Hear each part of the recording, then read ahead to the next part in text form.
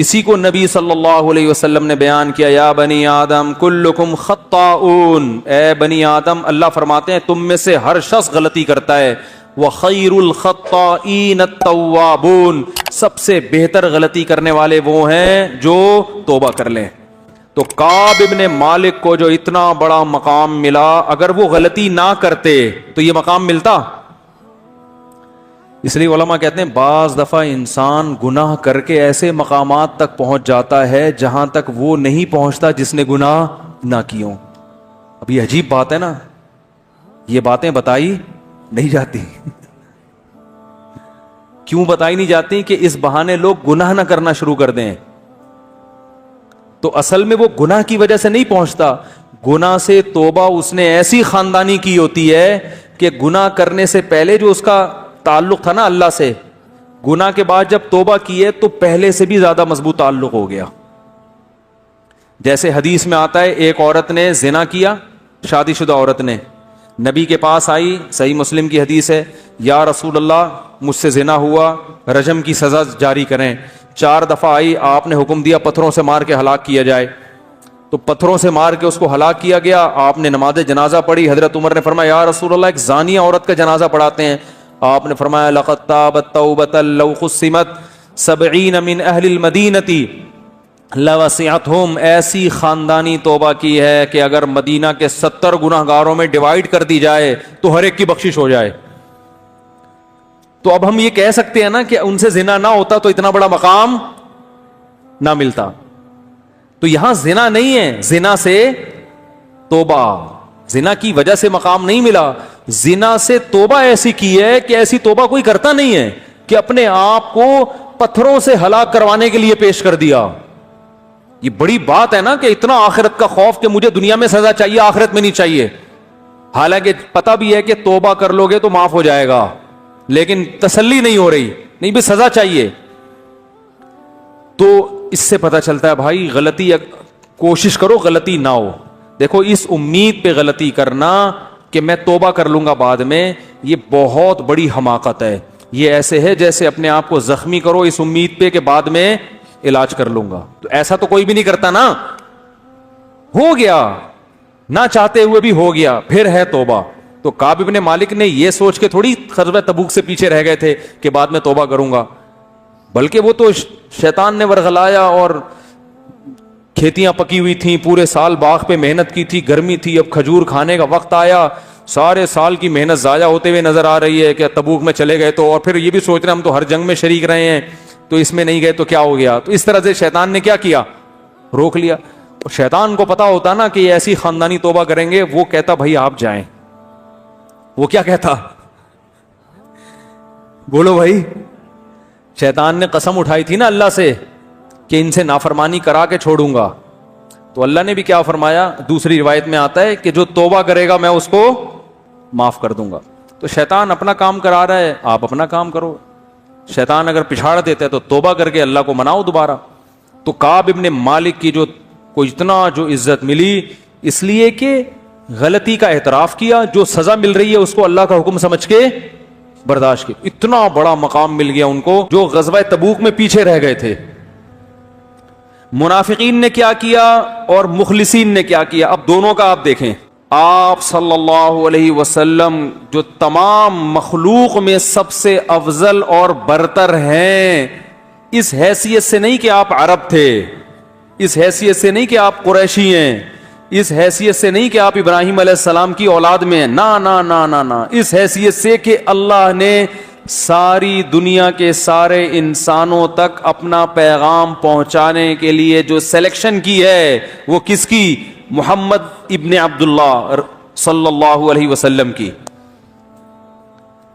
تو اس حیثیت سے اگر اللہ کے نبی کی پیروی ہوگی، آپ کو راضی کریں گے، تو اس میں اللہ پہلے ہوگا، نبی بولو بھائی بعد میں، کیونکہ اس میں اصل مقصد کس کو راضی کرنا ہے، اللہ کو، اللہ کی رضا کے لیے نبی کو راضی کیا جا رہا ہے۔ منافق کیا کرتے تھے کہ جب تبوک سے واپسی پر وہ یہ دیکھا انہوں نے، بلکہ بعض مخلص صحابہ بھی جو غزوہ تبوک میں پیچھے رہ گئے تھے، منافقین نے کیا کیا اور مخلصین نے کیا کیا، اب دونوں کا آپ دیکھیں۔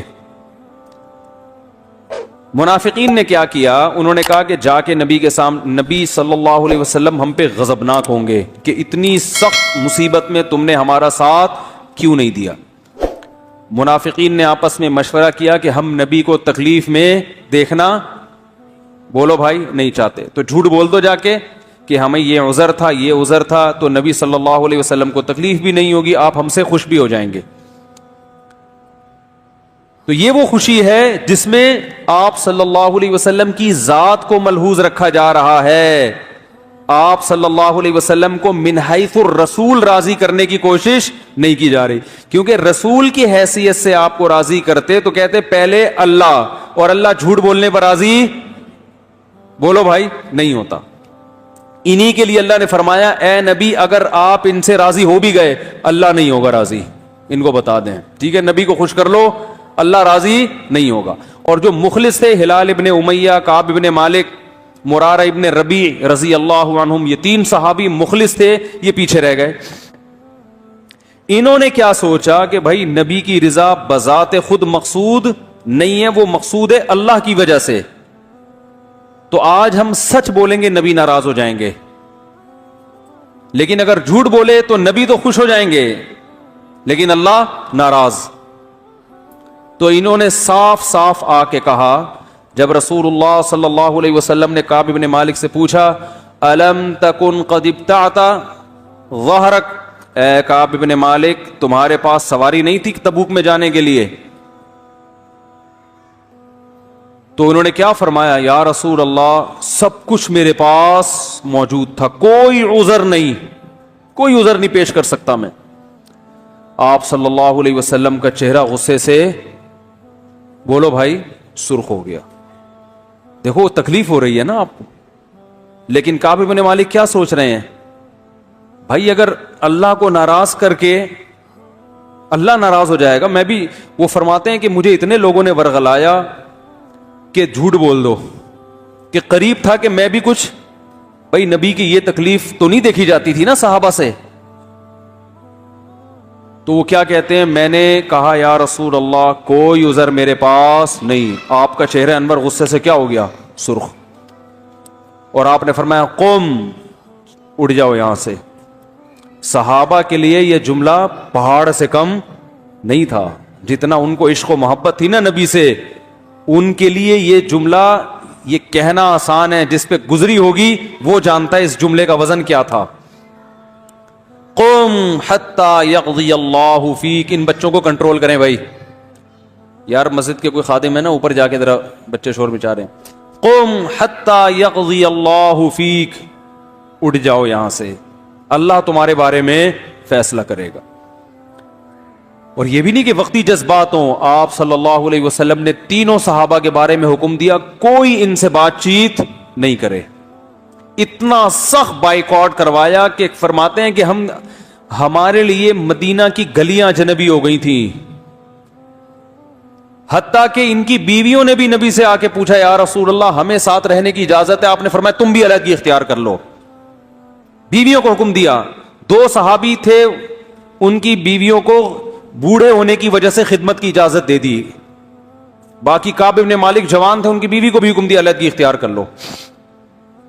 یہ وہ لوگ تھے جو ہر جنگ میں نبی کے ساتھ شریک رہے ہیں، کیسے ان کے دل میں خیالات آئے ہوں گے کہ یار ہم نے بدر میں بھی ساتھ دیا، ہم نے احد میں بھی ساتھ دیا، ہم نے خندق میں بھی ساتھ دیا، شیطان ورغلا سکتا ہے نا، ایک جنگ میں اگر ہم پیچھے رہ گئے تو ہمارے ساتھ معاذ اللہ یہ سلوک ہو رہا ہے۔ تو کعب ابن مالک رضی اللہ تعالی عنہ غزوہ احد میں بھی شریک رہے، غزوہ خندق میں بھی، وہ کہہ سکتے تھے میں سب میں شریک رہا، تو میرا ایسا بائیکاٹ کہ مجھے کہا جا رہا ہے مجلس سے اٹھ کے چلے جاؤ۔ ہم جیسے نالائق ہوتے تو کیا حال ہوتا ہمارا، ذرا ذرا سی بات پہ کیسے ہم لال پیلے ہو جاتے ہیں۔ وہ چلے گئے اٹھ کے، کیوں؟ اس لیے کہ وہ نبی کی ذات کو نہیں دیکھ رہے۔ بھائی کسی سے ذاتی جب مسئلہ ہو، کسی سے ذاتی محبت ہو، ذات کا مسئلہ ہو، تو وہ اتنا برداشت، بولتے کیوں نہیں کرتا، باس کو برداشت نہیں کرتے لوگ۔ وہ یہ دیکھ رہے ہیں کہ یہ اللہ کے کیا ہیں، نمائندے ہیں۔ بھائی جب اللہ کسی بات کا، یہ جو کہہ رہے ہیں نا چلے جاؤ، تو یہ نہیں کہہ رہے، کون کہہ رہا ہے، اللہ کہہ رہا ہے۔ یہاں اکڑ دکھانا یہ اللہ کے سامنے اکڑ دکھانا ہے جس نے ہمیں پیدا کیا. تو صحابہ جو رسول اللہ صلی اللہ علیہ وسلم کو دیکھتے تھے وہ اس حیثیت سے کہ آپ محمد ابن عبداللہ نہیں ہیں, آپ سید الانبیاء اور رسول اللہ ہیں. کتنی قربانیاں, لیکن نبی نے حکم دیا بیوی کو بھی الگ ہو جاؤ. اکیلے فرماتے ہیں کعب ابن مالک میں 40 دن اس حال میں رہا ہوں کہ قرآن نے میری کیفیت کو بیان کیا. ضاقت علیہم الارض بما رحبت, زمین اپنی کشادگی کے باوجود کیا ہو گئی, تنگ ہو گئی, ایسی زمین ہو گئی. فرماتے ہیں کہ میں سلام کرتا تو کوئی میرے سلام کا جواب نہیں دیتا.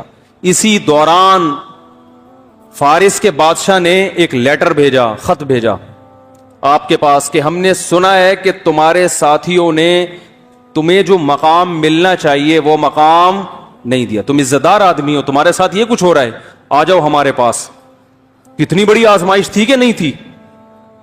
دشمن فائدہ اٹھاتا ہے نا ایسے موقع پہ, اور کتنا پروٹوکول ملتا ہے جب فارس چلے جاتے, فوراً وزارت مل جاتی ہے. یہاں کیا مل رہا ہے, اتنی قربانیوں کے باوجود ایک غلطی پر بائیکاٹ, اور یہ پتہ بھی نہیں ہے کہ یہ بائیکاٹ کبھی ختم بھی ہوگا کہ نہیں. کعب ابن مالک کہہ رہے تھے کہ مجھے یہ خوف تھا کہ اس حال میں میری کہیں موت نہ ہو جائے, میری موت اس حال میں ہو کہ نبی صلی اللہ علیہ وسلم مجھ سے ناراض ہو تو میرا بنے گا کیا. تو جیسے ہی وہ خط ملا ہے نا بادشاہ کا, آپ فرماتے ہیں میں نے کہا اللہ نے ایک آزمائش مجھے دی تھی, میں اس میں ناکام ہو گیا, تبوک میں شریک نہیں ہوا, یہ دوسری آزمائش میں بھی کہیں ناکام نہ ہو جاؤں. اسے پھاڑ کے آگ میں پھینک دیا اس خط کو. 40 دن اسی طرح گزرے ہیں کہ پھر آپ صلی اللہ علیہ وسلم نے فجر کی نماز کے بعد صحابہ کی طرف رخ کیا اور فرمایا کہ آپ کا چہرہ جو ہے نا 14ویں کے چاند کی طرح چمک رہا تھا. آپ نے فرمایا کہ کعب ابن مالک کو خوشخبری سنا دو اور ان 2 صحابی کو بھی کہ اللہ نے ان کی توبہ قبول کر لی ہے. صحابہ اتنے خوش ہوئے. جب کوئی خوشی کی خبر کسی دوست کو پہنچانی ہو تو ہر آدمی کوشش کرتا ہے میں بتاؤں. تو وہ صحابی جو ہے نا ایک فوراً تیز رفتار گھوڑے پہ بیٹھے کہ دوسرے سے پہلے میں پہنچ جاؤں. کہتے ہیں لیکن دوسرے صحابی نے سیلا پہاڑ پہ چڑھ گئے, جو ہے وہ اعلان کر دیا یا کعب ابن مالک ابشر, بس اتنے لفظ کہے انہوں نے. حضرت کعب ابن مالک کا گھر دور تھا مسجد سے, تو کہتے ہیں میں اپنے گھر کی چھت پہ نماز پڑھ رہا تھا کہ مجھے پہاڑ سے آواز آئی فجر کے بعد کہ اے کعب ابن مالک خوشخبری قبول کرو. بس اتنا لفظ میں نے سنا اور مجھے یقین ہو گیا کہ اللہ نے میری توبہ قبول کر لی. تو وہ جو گھوڑے پر بیٹھ کے گئے تھے نا, وہ کہتے ہیں آواز گھوڑے کی اس رفتار سے تیز. اس زمانے میں جیٹ طیارے نہیں ایجاد ہوئے تھے جو آواز سے بھی تیز ہوتے ہیں, ورنہ وہ طیارے میں بیٹھ کے چلے جاتے. تو یا کعب ابن مالک ابشر. تو جیسے ہی وہ آئے نا خوشخبری لے کے, پھر وہ آواز تو انہوں نے اس لیے پہنچا دی کہ گھوڑے سے پہلے میری آواز پہنچ جائے. تو جیسے ہی آواز پہنچی ہے تو 2 صحابی نے خوشخبری دی تھی, ایک گھوڑے پہ آئے اور دوسرے وہیں سے اعلان کر کے پھر پیدل آ گئے. انہوں نے کہا جو بات تھی پہنچانی تھی پارسل تو کر دی ہے, اب آرام آرام سے آ جاؤ. جب یہ آئے ہیں تو حضرت کعب ابن مالک اتنے خوش تھے, فرماتے ہیں میرے پاس صرف ایک کرتا تھا اور کچھ بھی نہیں تھا, تو میں نے وہی ان کو ہدیہ کر دیا, 2 کرتے یا 1 کرتا, کیونکہ انہوں نے خوشخبری سنائی ہے نا. آج ایک اور بات بھی, ہمارے ہاں تھینک یو سے آگے لوگ بڑھنے کے لیے تیار, کسی کے ساتھ کچھ بھی کر لو سوائے شکریہ تھینک یو اس کے علاوہ کخ بھی نہیں کرے گا.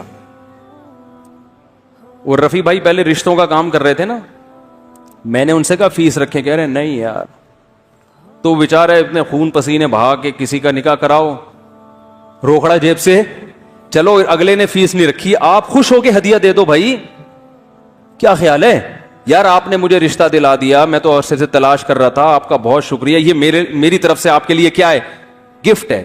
یہ خاندانی ہونے کی علامت ہوتی ہے انسان کے.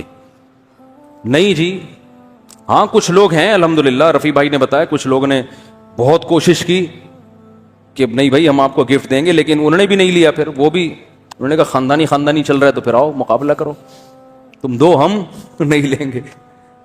تو لیکن میجورٹی کی جو ہمارے قوم کی حالت ہے نا, یہ ان سے نچوڑ کے نکالو تو ٹھیک ہے, ٹوپیاں کرا کے پیسے کماؤ, چیزیں پہناؤ ان کو, پھر پیسے نکالو تو ڈبل دے دیں گے.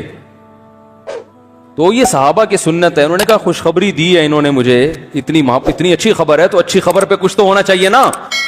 تو جب کوئی اچھی خبر دیا کرے نا, کچھ نہ کچھ کوئی خوشخبری سنایا کرے, کچھ گفٹ دے دیا کرے اس کو. تو خیمے میں خیر مسجد میں آیا تو میں نے دیکھا کہ استنار وجہہ کأن وجہہ قطعۃ قمر, آپ کا چہرہ ایسے چمک رہا تھا جیسے چاند کا ٹکڑا. اور بشارت کے الفاظ جو نبی کی زبان سے نکلے اس وقت, یا کعب بن مالک ابشر بخیر یوم مر علیک منذ ولدتک امک. کیا مزہ آیا ہوگا حضرت کعب بن مالک کو یہ سن کے. اے کعب میں تجھے خوشخبری دیتا ہوں ایسے دن کی کہ جب سے تیری ماں نے تجھے جنا ہے ایسا خوشی کا دن آج تک تیری زندگی میں نہیں آیا. ایسے دن کی مبارکباد. ہم مبارکباد دیتے ہیں, بھائی عید کا دن ہے مبارک ہو, آپ کی شادی ہو گئی سمجھ میں نہیں آ رہا مبارک دیں یا کیا, ابھی تو بعد میں پتہ چلے گا, آپ کے بچہ پیدا ہو گیا مبارک ہو, ایسا ہی ہوتا ہے نا. یہ الفاظ ہم نے کسی کو کہے ہیں کہ آج ایسا دن ہے کہ جب سے پیدا ہوئے ایسا دن آپ کی خوشی کا آپ کی زندگی میں نہیں آیا, تو ایسی خوشی کے دن کی مبارکباد. تو نبی کے الفاظ کیا ہیں, ابشر بخیر یوم, سب سے بہترین دن, یعنی خوشی کے لحاظ سے.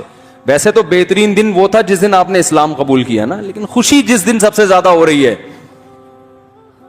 آپ نے فرمایا جب سے تمہاری ماں نے تمہیں جنا ہے ایسا خوشی کا دن تمہاری زندگی میں نہیں آیا, اس دن کی مبارکباد قبول کرو. تو اب جو میں بتانا چاہ رہا ہوں نا, اتنا لمبا واقعہ میں نے جو کھینچا ہے, آگے سنو جو میں سمجھانا چاہ رہا ہوں کہ اسلام میں سب کچھ کیا ہے,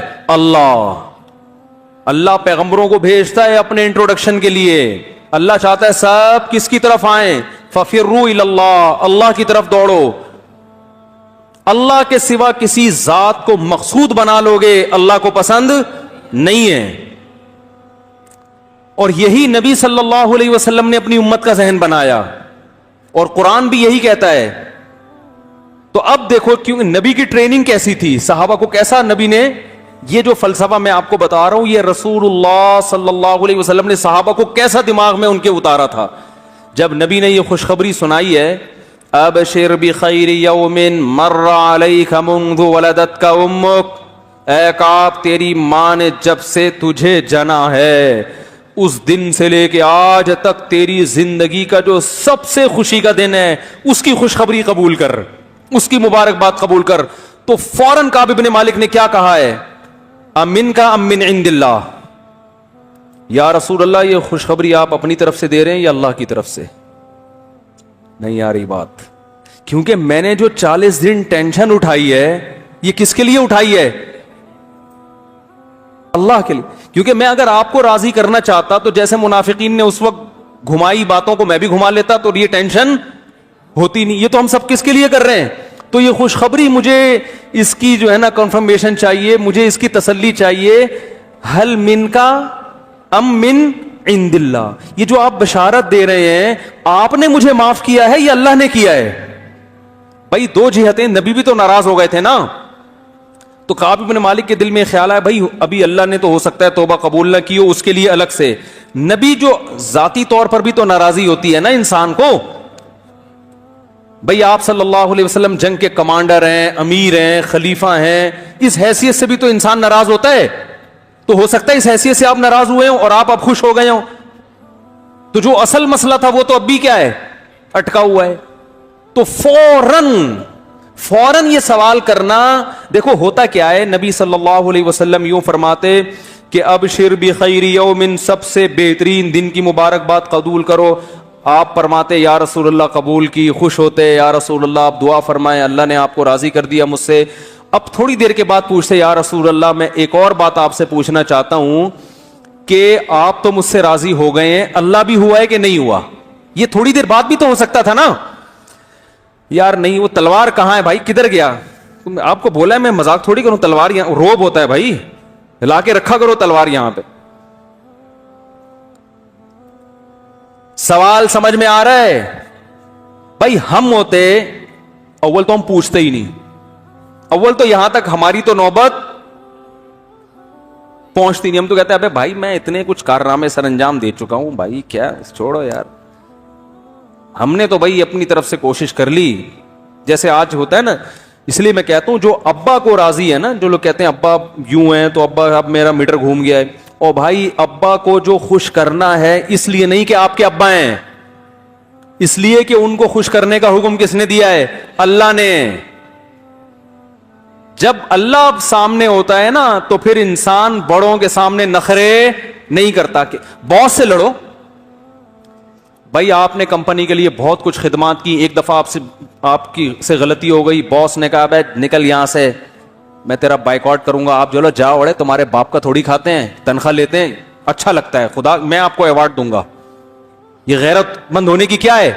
کیونکہ باس کو جو خوش کر رہے ہو اللہ کے لیے تھوڑی, باس کو بھائی پیسوں کے لیے خوش کرتا ہے آدمی یار, باس سے بنا کے رکھو, تنخواہ ٹائم پہ ملے گی, اور فری پھوکٹ میں تھوڑی آپ اس کی کمپنی چلا رہے ہو, وہ بھی تو کما رہا ہے نا, ارے وہ بھی کما رہا ہے تو وہ بھی آپ کو دے رہا ہے, تو دونوں ایک دوسرے فائدہ اٹھا رہے ہیں, کسی کا کسی پر احسان نہیں ہے. تمیز سے چلے گا چلے گا, نہیں چلے گا جا رہے یہاں سے, اڑے تڑے کر کے بات کرو آپ, وہاں ایسا نہیں ہوتا. اور باپ کا جو حیثیت ہے نا, ماں اور باپ کی, وہ یہ نہیں ہے کہ آپ کے ابا ہیں تو ابا اچھے چل رہے تھے تو آپ بھی اچھے چل رہے تھے, ابا کا میٹر شارٹ ہو گیا تو آپ نے 2 دفعہ برداشت کیا, تیسری دفعہ میں آپ نے کہا ابا میں اب اس سے زیادہ برداشت نہیں کر سکتا, ایسی کی تیسی. نا نا نا نا, ابا کو جو راضی کرنا ہے وہ ابا کے لیے نہیں, وہ کس کے لیے؟ اللہ کے لیے. کیونکہ ابا کی بھی 2 حیثیتیں ہیں, یعنی ابا سے جو اچھا سلوک کرتے ہو 2 وجہ سے, ایک تو اس لیے کہ ابا ہیں, تو یہ تو ہندو بھی کرتا ہے, اتنا نہیں کرتے جتنا مسلمان کرتے ہیں, لیکن بہرحال کرتے تو رسپیکٹ تو دیتے ہیں نا. انگریز بھی, میں نے ایک انگریز کو دیکھا آسٹریلیا میں اپنی بوڑھی ماں کو گلے مل کے ایسے کھڑا ہوا ہے, مجھے بڑا اچھا لگا یار, بوڑھی ماں تھی ایسے گلے مل رہا ہے. میں نے کہا کہاں کیا ہو رہا ہے؟ پتہ چلا کہ وہ کسی دوسرے ملک جا رہی ہے اماں. مجھے اچھا لگا یار, چلو کافر ہیں مگر اپنی ماں کو عزت دے رہا, کافی دیر تک اپنی ماں سے گلے مل کے چپکا رہا, وہ بڑا اچھا لگ رہا تھا مجھے. تو وہ بھی دیتے ہیں بھائی, چاہے تھوڑی دیر کے لیے دے رہا ہو, پھر واپسی پہ اولڈ ہوم میں کرا دے, ہو سکتا ہے نہ کرا رہا ہو, سارے تھوڑی کراتے ہیں, بہت سے گھر میں بھی رکھتے ہیں ابا اماں کو, لیکن یہ رسپیکٹ دینے کی وجہ کیا, یہ کیا ہے؟ اماں. ہم جو ماں باپ کو عزت دیتے ہیں بھائی, یہ غلط فہمی دماغ سے نکال دو, وہ اس لیے نہیں دے رہے کہ محض اس لیے کہ ابا ہیں اور یہ اماں ہیں, بلکہ اس لیے کہ اللہ نے فرمایا وَوَصَّيْنَا الْإِنسَانَ بِوَالِدَيْهِ, اللہ فرماتے ہیں تیرے باپ نے تجھے اپنی رسپیکٹ کا حکم نہیں دیا, میں نے حکم دیا ہے تجھے کہ اپنے باپ کی عزت کر, اور حکم نہیں دیا, وصیت کی ہے, جو حکم سے بڑھ کر چیز ہے. تو جب اللہ کی وجہ سے کسی کو عزت دی جاتی ہے تو پھر وہ کیفیت ہوتی ہے جو کس کی تھی؟ کعب ابن مالک رضی اللہ عنہ کی تھی. بہت مشکل ہے بھائی, بات سمجھانا بہت مشکل ہو گیا. تو پھر سمجھ میں کیوں نہیں آ رہی؟ اگر اتنا آسان ہے تو رپورٹیں تو وہی آ رہی ہیں, جو میرا بیان سن رہے ہیں ان کی رپورٹیں بھی کوئی اتنی اچھی کہ بھئی چلو سن کے اتنے اچھے بن گئے کہ اب وہ ویسے کے ویسے ہی ہیں. تو رپورٹ جب تک نہیں آئے گی اس کا مطلب بیان سمجھ میں نہیں آ رہا. تو خیر, کعب ابن مالک کو نبی نے کیا فرمایا؟ خوشخبری قبول کرو.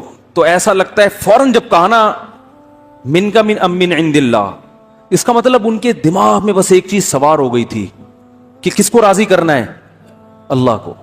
اس لیے فوراً پوچھا یا رسول اللہ یہ خوشخبری آپ کی طرف سے ہے یا اللہ کی طرف سے؟ نبی نے فوراً جواب, نبی بھی غضبناک نہیں ہوئے. ہاں میں کہہ رہا تھا اگر ہم ہوتے, پیر صاحب ہوتے جو مارکیٹ میں چل رہے ہیں, میں اپنے مرید سے کہتا, پہلے کئی دن ناراض رہتا, میں کہتا اب میں خوش ہو گیا ہوں. پیر وہ مرید کہتا کہ آپ کو اللہ کی طرف سے کوئی الہام ہوا ہے یا اللہ بھی مجھ سے خوش ہو گیا ہے؟ تو پیر کو غصہ آتا, ابے تو میں جب خوش ہو گیا تو اس کا مطلب اللہ بھی کیا ہے؟ خوشی ہے. یہی ہوتا ہے نا بھائی, میں اور اللہ میں کوئی فرق معاذ اللہ ہے ہی نہیں. پیر صاحب خوش ہیں تو کون خوش ہے؟ اللہ خوش ہیں. پیر صاحب ناراض ہیں تو کون ناراض ہیں؟ اللہ ناراض. تو خیر رسول اللہ صلی اللہ علیہ وسلم سے فوراً کعب ابن مالک نے پوچھا یا رسول اللہ امن کا ام من عند اللہ, یہ جو خوشخبری آپ دے رہے ہیں کہ ایسا دن میری زندگی میں کبھی بھی نہیں آیا اس دن کی مبارکباد جو آپ دے رہے ہیں یہ مبارکبادی آپ کی طرف سے ہے یا اللہ کی طرف سے؟ آپ نے فرمایا لا بل من عند اللہ. آپ اور خوش ہوئے, فرمایا نا نا نا میری طرف سے نہیں بلکہ کس کی طرف سے؟ اللہ کی. یعنی گویا بزبان حال بتایا کہ میں بھی جو اتنا خوش ہوں اس لیے کہ کس کی طرف سے بشارت ہے؟ اللہ کی طرف سے. جب اللہ خوش ہو گیا تو میں کیوں خوش نہیں ہوں گا؟ سمجھ میں نہیں آ رہی میرا خیال ہے. تو کعب ابن مالک کہتے ہیں میں نے یہ عزم کیا کہ میں, اچھا اب دیکھو خاندانی لوگ تھے نا, وہ جو خوشخبری سنانے کے لیے آ رہا ہے اس کو بھی ہدیہ دے رہے ہیں, اور جب نبی سے تصدیق ہو گئی کہ اللہ نے وہی نازل کی, اور یہ سورہ توبہ میں یہ آیتیں ہیں وَعَلَى الثَّلَاثَةِ الَّذِينَ خُلِّفُوا, اللہ نے ان 3 کی توبہ بھی قبول کر لی. تو کعب بن مالک کہتے ہیں میں سوچ بھی نہیں سکتا تھا کہ اللہ میری توبہ کو قرآن کا جز بنا دیں گے, قرآن کا جز بنا دیں گے جو ہمیشہ پڑھا جائے گا. دیکھو حضرت کعب بن مالک کو اتنا پروٹوکول کیوں ملا ہے قرآن کی طرف سے, یہ سمجھنے کی چیز ہے. جو غلطی کرتا ہے اس کو تو پروٹوکول نہیں ملنا چاہیے نا یار. کاش یہ باتیں سمجھ میں آ جائیں یار. آج پورا معاشرے کے فالٹ ہی یہی ہے, معاشرے میں فالٹ ہی یہی چل رہا ہے مارکیٹ میں. آپ کسی کو بولتے ہو نا میں نے غلط کیا ہے, وہ سمجھے گا اگر میں نے مان لیا نا میں نے غلط کیا تو میری بے عزتی ہو جائے گی, یہ سمجھا جائے گا کہ میں کیا کرتا ہوں, غلط کرتا ہوں, لہذا میری کسی بات پر آئندہ اعتماد ختم ہو جائے گا, لہذا اب اس کو صحیح کرنے کی کوشش میں لگ جاتا ہے انسان. باس اپنے ملازم سے بول دے کہ تم نے غلط کیا, وہ مانے گا ہی نہیں, کیونکہ مان لیا تو مطلب کیا ہے یار ہم تو پھر غلط آدمی, ہم تو غلط بھی کرتے ہیں. باس نے غلط کیا, کسی نے کہا کہ سر آپ یہ غلط کر رہے ہیں, وہ مان لے گا میں نے غلط کیا, تو نتیجہ کیا نکلے گا؟ وہ سمجھے گا کہ میری بےزتی ہو جائے گی, میری بےزتی ہو جائے گی تو پھر میرے اعتماد ختم ہو جائے گا, اعتماد ختم ہو جائے گا تو وہ یہ تو بندہ ہی ٹھیک نہیں ہے, جب بندہ ہی ٹھیک نہیں ہے تو میری کوئی بات پھر تو ہر بات ہی غلط ہوگی. تو وہ کہتا ہے نہیں میں نے غلط نہیں کیا. اور میاں بیوی کا تو صبح شام سیٹ اپ ہی یہی ہے. شوہر بیوی کو بولے تم نے غلط کیا, مان لے گی؟ ہو ہی نہیں سکتا. میں غلط, اور بیوی شوہر کو بولے تم نے غلط کیا ہے, وہ پہلے سے اعتراف کر کے بیٹھا ہوا ہوتا ہے میں نے کبھی صحیح بھی کیا ہے, یعنی مطلب وہ بھی نہیں مانتا. پہلے میں نے صحیح کہا تھا اب تھوڑا سا چینج کر رہا ہوں اپنا بیان.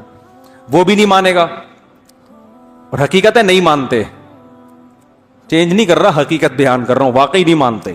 ہمارے پاس کیس آتے رہتے نا, اپنی غلطی کمبخت کوئی سننے کے لیے تیار نہیں ہے, ماننا تو دور کی بات, ماننا تو دور کی بات.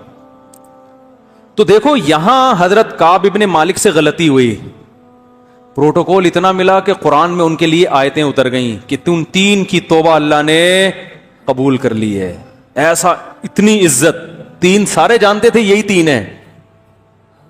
کتنا خوش ہوئیں گے, ہمیشہ تراویح میں قیامت تک ہمارا نام لیا جا, ہمارا تذکرہ ہوتا رہے گا ہمیشہ. کتنا خوش ہوئے ہوں گے وہ. یہ اتنا پروٹوکول غلطی کرنے کی وجہ سے نہیں ملا, غلطی تسلیم کرنے پر ملا ہے کہ غلطی کی جو سزا ہے اس کو کیا کیا جا رہا ہے, ایکسپٹ کیا جا رہا ہے, قبول کیا جا رہا ہے. اسی کو نبی صلی اللہ علیہ وسلم نے بیان کیا, یا بنی آدم کلکم خطاؤن, اے بنی آدم اللہ فرماتے ہیں تم میں سے ہر شخص غلطی کرتا ہے, وخیر الخطائین التوابون, سب سے بہتر غلطی کرنے والے وہ ہیں جو توبہ کر لیں. نہ تو آپ ایسے ہو سکتے ہیں کہ آپ سے کبھی غلطی نہ ہو. تو ہاں اب جو میں بات کر رہا تھا, جب توبہ قبول ہوئی ہے, توبہ جب کعب ابن مالک کی قبول ہوئی, خبری سنائی گئی ہے تو خوشخبری دینے والے کو بھی کیا کیا, گفٹ دیا نا.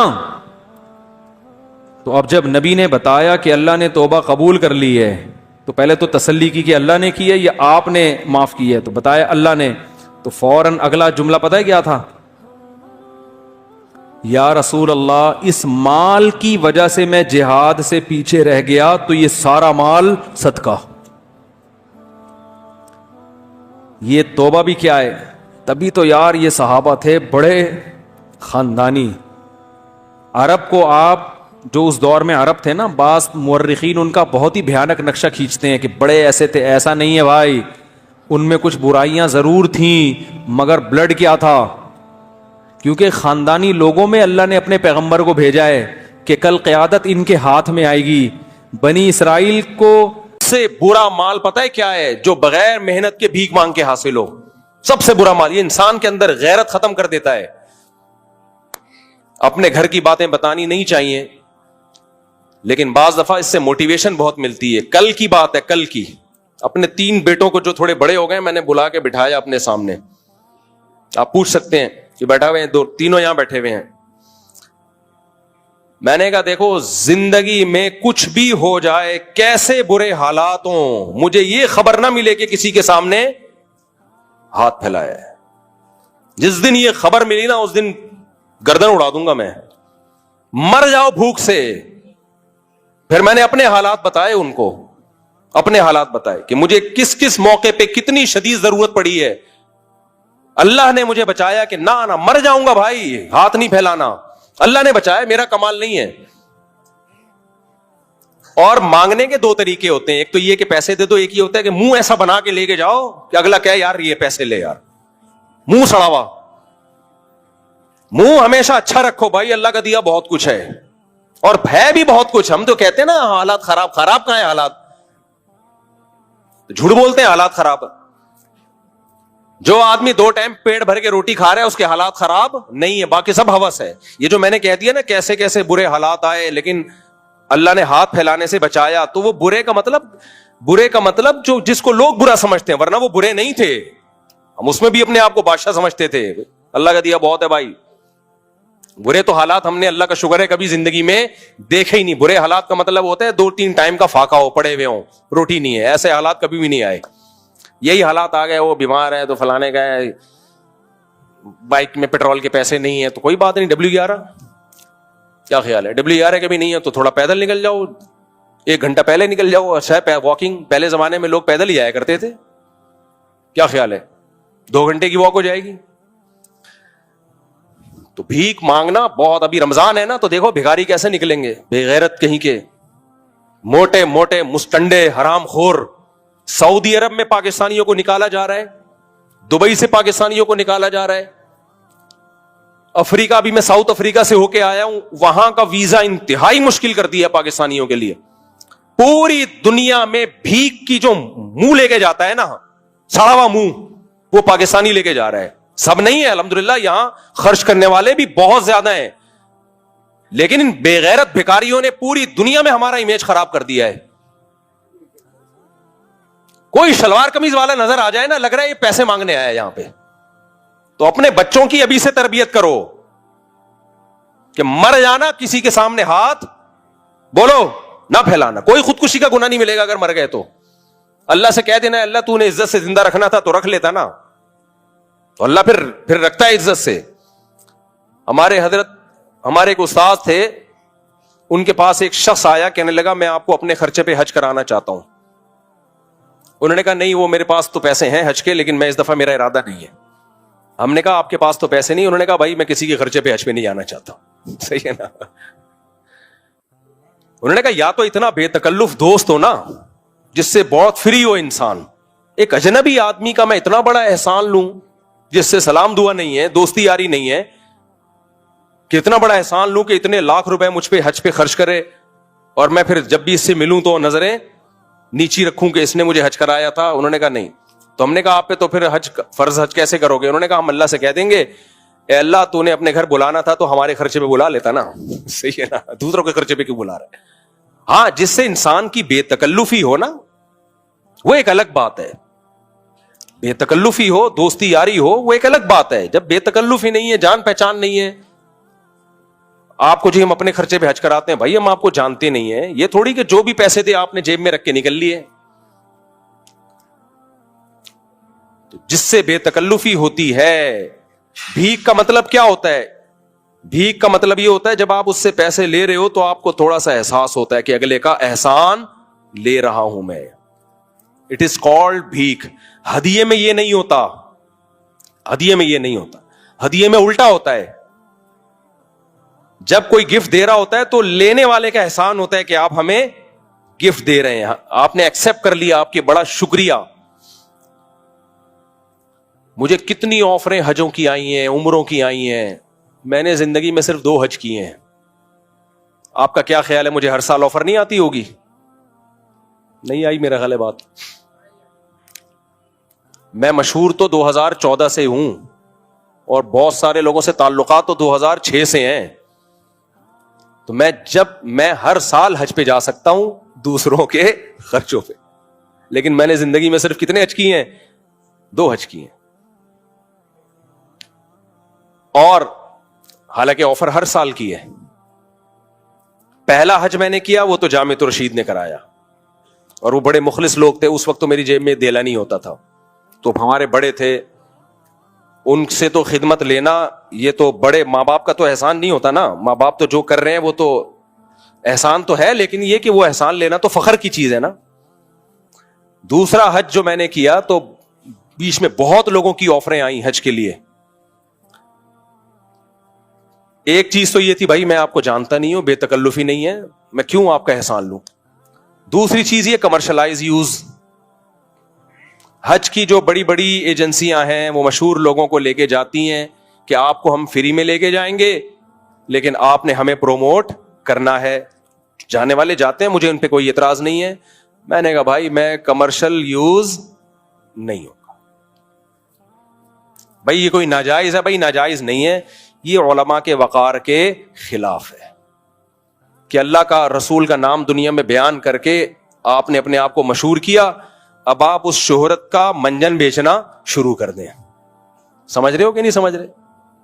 جو لوگ مجھے ہوٹلوں کے افتتاح کے لیے بلاتے ہیں سب فری پھوکٹ کے ہوتے ہیں, ورنہ مشہور آدمی کہیں ریبن کاٹنے جائے نا تو کئی لاکھ روپے اس کا ہدیہ ہوتا ہے. سمجھ رہے ہو؟ اور اگر مجھے کوئی کہہ دینا کہ آپ ہمارے ہوٹل کا افتتاح کرنے کے لیے آئے, 25 لاکھ روپے آپ کو ملیں گے, اس کا مطلب قیامت تک کے لیے اس نے افتتاح کرنے پر پابندی لگا دی. اب میں نہیں کہوں گا, اس لیے کہ ہمارے حضرت فرمایا کرتے تھے کہ پیسہ کمانے کا ناجائز طریقہ بھی اختیار نہ کرو, نامناسب طریقہ بھی اختیار نہ کرو. یہ ناجائز تو نہیں ہے لیکن نامناسب. علماء کے وقار کے خلاف ہے یہ کہ آپ کسی کے جنرل اسٹور پہ جا رہے ہیں, وہاں سے 2 کھجوریں کھا رہے ہیں. وہ جدہ میں ہمارے ایک دوست ہیں, ان کا بہت زبردست جنرل اسٹور ہے, بڑے کروڑ پتی آدمی ہیں وہ.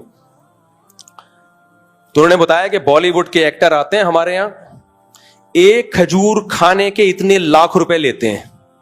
سمجھ رہے ہو؟ بالی ووڈ کے ایکٹر آئیں گے مشہور, ہماری شاپ میں آئیں گے, ڈبے سے 1 کھجور نکالیں گے, کھائیں گے اور ویڈیو بنائیں گے. ہم اس 1 کھجور کے ہم انہیں لاکھوں روپے دیتے ہیں.